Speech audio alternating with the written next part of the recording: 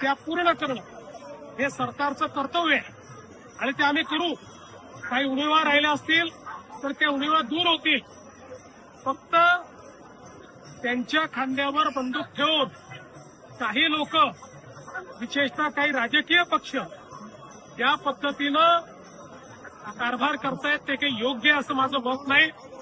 विद्यार्थ्यांच्या मागण्यांची आम्ही समरस आहोत आणि विद्यार्थ्यांच्या हिताचेच निर्णय हे केंद्रातलं आणि राज्यातलं सरकार घेईल. धन्यवाद.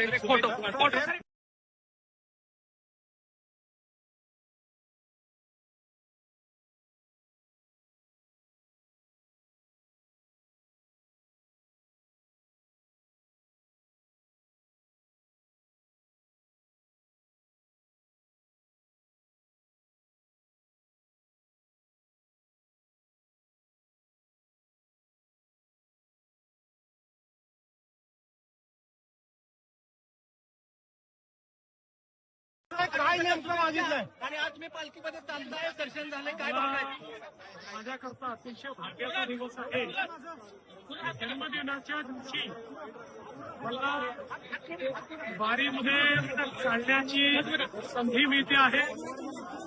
या ठिकाणी जगद्गुरू तुकाराम महाराज आणि ज्ञानेश्वर माऊली या दोघांचंही दर्शन, त्यांच्या पादुकांचं दर्शन हे घेण्याची संधी मिळणं हा अतिशय भाग्याचा योग आहे. आणि त्याचसोबत हे जे सगळे वारकरी आहेत हे माऊलीचं जिवंत स्वरूप आहे. सगळे वारकरी एकत्रित मिळून माऊलीच्या स्वरूपातच आपल्याला पाहायला मिळतात. त्यांना त्यांचं सानिध्य मिळणं ही देखील मला असं वाटतं अत्यंत महत्वाची गोष्ट आहे. म्हणून मी आज खूप आनंदी आहे. सर, ज्या पद्धतीने काय प्रार्थना केली, माऊलीकडे काही मागावं लागत नाही, आपल्या मनातलं त्यांना माहिती आहे. पण दरवेळेस माऊलीला एकच मागणं असतं, चांगला पाऊस पडू दे, शेतकरी सुखी होऊ दे. सर, खूप चांगला पावसात सुरुवात झालेली आहे. पंढरपुरात खूप चांगल्या तयारी झालेल्या आहेत. विक्रमी वारी भरण्याची शक्यता आहे. 30 ते 35 लाख वारकरी येतील. ते मला आता पालकमंत्री गोरे साहेबांनी आणि जिल्हाधिकाऱ्यांनी पूर्ण माहिती दिली आणि यावेळेस एआयच्या माध्यमातून आपण एकूण किती वारकरी याचा अंदाज घेतो आणि असं लक्षात येत आहे की विक्रमी अशा प्रकारची वारी आहे. खूप मोठ्या प्रमाणात वारकरी सगळीकडनं इथे आलेले आहेत आणि जुने सगळे रेकॉर्ड संख्येचे यावेळेस तोडण्यात येत आहेत. सर, दिल्लीत यावेळेस स्वच्छतेचे रेकॉर्ड तोडलेले आहेत.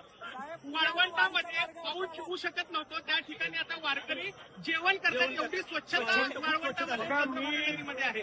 जिल्हा प्रशासनाला, जिल्हाधिकारी असतील, सीओ असतील, एसपी असतील आणि विशेषतः पालकमंत्री जयकुमार गोरे यांनी गेल्या 2 वर्षामध्ये वारीचं स्वरूप बदलून टाकलं. जर्मन हँगर असतील, स्वच्छतेच्या वेगवेगळ्या व्यवस्था असतील, पाद्यसेवा असेल, अशा वेगवेगळ्या गोष्टींनी वारीमध्ये एक नवीन अशा प्रकारचं वातावरण हे जयकुमारजींच्या नेतृत्वात या ठिकाणी आलेलं आहे आणि मला अतिशय याचा आनंद आहे. सर, विरोधकांना सद्बुद्धी मागाल कर, ज्या पद्धतीने दिल्लीत जमा झालेले आहेत आणि ज्या पद्धतीने ड्रामेबाजी चाललेली आहे. मला असं वाटतं की सर्वांनी आपल्या देशाचा विचार केला पाहिजे.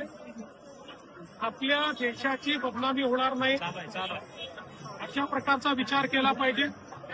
आणि विशेषतः मी पहिल्या दिवशीपासून आमचं सगळ्यांचं मत आहे की विद्यार्थ्यांच्या ज्या आशा आकांक्षा अपेक्षा असतील त्या पूर्ण करणं हे सरकारचं कर्तव्य आहे आणि ते आम्ही करू. काही उणीवा राहिल्या असतील तर त्या उणीवा दूर होतील. फक्त त्यांच्या खांद्यावर बंदूक ठेवून काही लोक, विशेषतः काही राजकीय पक्ष या पद्धतीनं कारभार करतायत ते काही योग्य असं माझं मत नाही. विद्यार्थ्यांच्या मागण्यांची आम्ही समरस आहोत आणि विद्यार्थ्यांच्या हिताचेच निर्णय हे केंद्रातलं आणि राज्यातलं सरकार घेईल.